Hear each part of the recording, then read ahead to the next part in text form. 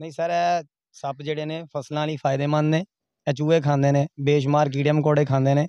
ਇਹ ਸੱਪ ਫਸਲਾਂ ਲਈ नुकसानदेह नहीं ने, किसान दोस्त सप ने। अच्छा, ये जो सांप आपके हाथ में है, जिसे आप कह रहे हैं कि ये स्नेक्स खाता है, कोड़ियों वाला भी जिसे आप बता रहे हैं। अच्छा, इसके ये आपने अपने पास रखे हैं, तो आप इन्हें क्या देते हैं? आप इन्हें कैसे ये इनकी ग़िज़ा को प्रोवाइड करते हैं? सर इसी इन्होंने रेस्क्यू करने मुख्तलिफ जगह तो मुख्तलिफ इलाकों तो, फिर इन्होंने फड़ के सेफ रखना है, फिर इन्होंने नैचुरल इन्हों के माहौल छड़ के आना है।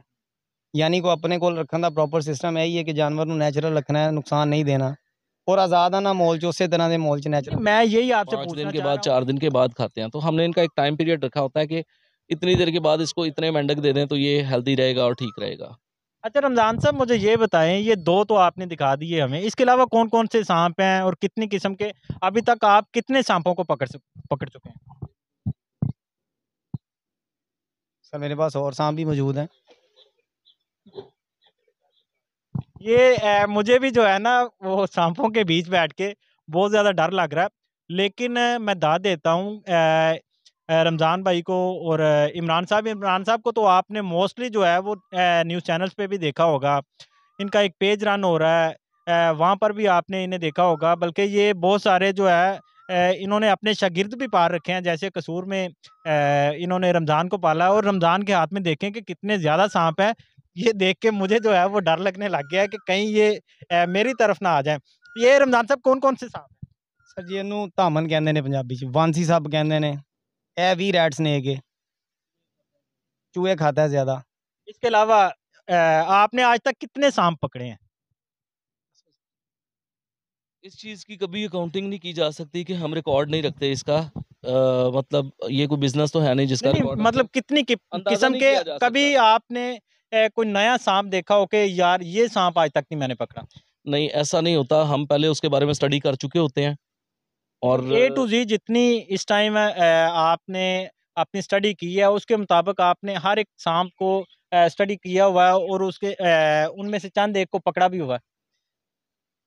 कह लें कि बहुत ज़्यादा को पकड़ा हुआ है, चंद एक को नहीं। बल्कि हमारी रिसर्च ज़्यादा वेनमस स्नेक पे ज़्यादा रही है। जैसे क्रेट है, जिसे सांचूर कहते हैं, जैसे सॉस्केल्ड वाइपर है जिसे जलेबी उड़ने वाला सांप कहते हैं, जैसे कोबरा है जिसे फनियर भी कहते हैं और नाग भी कहते हैं, जैसे रसल्स वाइपर है जिसको शशकार भी कहते हैं, मुकामी नाम। तो मुख्तसर ये कि हम लोगों ने उसके बारे में पहले सीखा, देखा, पढ़ा और फिर उनके बारे में रिसर्च शुरू की। मतलब ऐसा नहीं होता कि आप जाके पहले सांप पकड़ेंगे फिर उसको चेक करेंगे ये क्या चीज़ है क्या नहीं, वो इतना चांस आपको नहीं देता। आपको पहले से पता होना चाहिए कि कौन सा, इसके बारे में नॉलेज ज़रूरी है।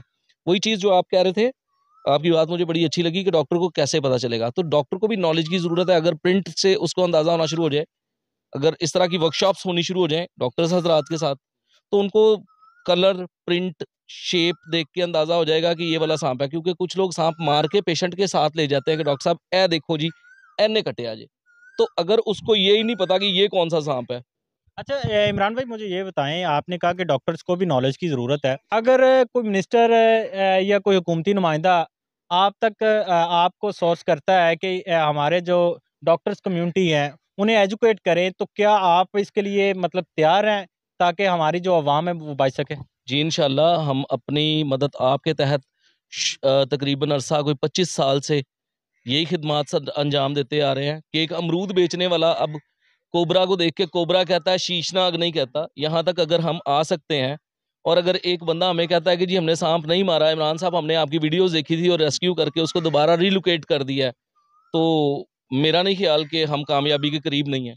अच्छा मुझे ये बताएं कि कभी आपसे किसी हुकूमती नुमाइंदे ने बात की हो कि यार आप लोग आके हमें एजुकेट करें? जी मुझे हुकूमती इदारा तो मैं नहीं कह सकता, लेकिन मुख्तलिफ यूनिवर्सिटीज़ ने अप्रोच किया कि प्लीज़ आप हमारे पास आएँ और कैंपिंग करें। और वहाँ पे जाके हमने इनके लाइव कैंपिंग किए ताकि उनको पता चले। वो तस्वीरों पे या एलसीडीज़ पे दिखा के हम लोग प्रोग्राम नहीं करते कोई भी। एक लाइव डील करना और चीज़ है। अभी पिछले दिनों में मेरी वेटनरी यूनिवर्सिटी के सीनियर डॉक्टर आसिम खालिद हैं, उनके साथ एक वर्कशॉप थी। उनके जो वेट बन रहे हैं नए स्टूडेंट्स जो इंटर्नशिप कर रहे हैं, उनको डील करना कि ये भी तो पेशेंट आ सकते हैं ना, किसी को कट लग गया या किसी ने एज ए पेट रखा हुआ है, क्योंकि बहुत से लोगों ने पाइथन भी रखे हुए हैं एज ए पेट। तो उनमें से अगर किसी को कोई ट्रीटमेंट करने की ज़रूरत है तो आप उसको पहले डील करना तो सीखें ना, डील कैसे करेंगे। तो ये वर्कशॉप उनके साथ हमारी इस तरह की थी कि जी आप डील करना सीखें, इस तरह से पकड़ेंगे, यहाँ से पकड़ेंगे, ये करेंगे। अच्छा, अब हमारे नाज़रीन को ये बताएं कि किसी आम पर्सन को, फॉर एग्जांपल मुझे या किसी भी आम पर्सन को स्नेक जो है वो काट लेता है, तो उसे फर्स्ट एड में क्या करना चाहिए? कैसे उसे अपने आप को वो सेव करना चाहिए ताकि उसकी जान बच सके? जी, अचानक और अनजाने में आपके हाथ या पाँव पे 2 जगहों पे ही साँप काटता है। अक्सरियत में ज़्यादातर यहीं पे होता है। या तो चलते हुए आपके पाँव के नीचे फसलों में कहीं आ गया तो उसने आपके घुटने पे या लेग पे काट लिया, या आप पकड़ रहे हैं किसी चीज़ को, आपको नहीं नज़र आया तो उसने आप पे अटैक कर दिया। तो फॉर एग्ज़ाम्पल हम ये ले लेते हैं, इसको पकड़ लें, ज़रा एग्रेसिव हो रहा है। अच्छा जी, हम ना पॉइंट कर लेते हैं कि फ़र्ज़ करें यहाँ पे काट गया, जी। तो हमें यहाँ से लेके इतनी दूर तक ना एक रस्सी बाँधनी होगी जिससे हम ब्लड सर्कुलेशन को ब्रेक कर देंगे। ताकि हमारा ब्लड सर्कुलेट जो हो हार्ट रहा की है वो तरफ वो ब्रेक ना हो जाए, जाए, हाँ, रिटर्न ना आए। बिल्कुल।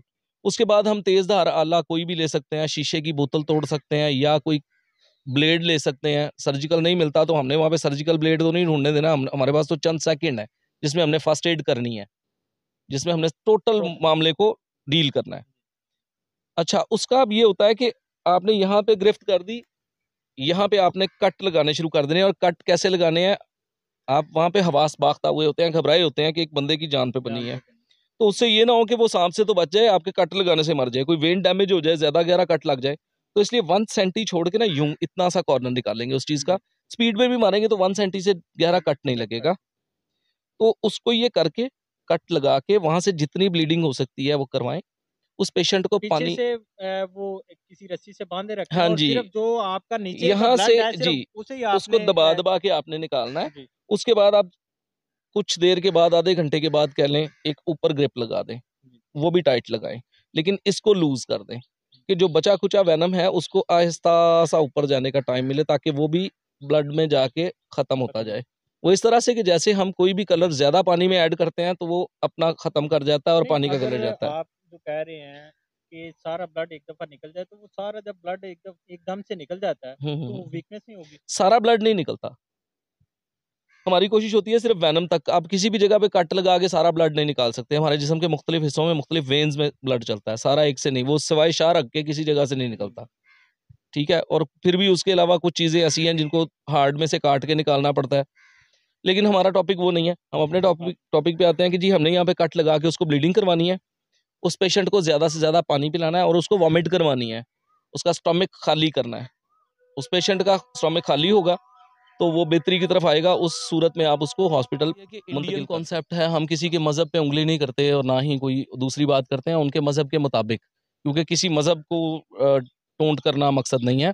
उनके मज़हब के मुताबिक एक दूसरा जन्म होता है और उसी तरह उनके एक भगवान हैं जिनको वो विष्णु कहते हैं। वो सांपों से खेलते थे, उनके ज़हर से भी वो मतलब मुख्तलिफ उनके वो करामात थी उनके मज़हब में।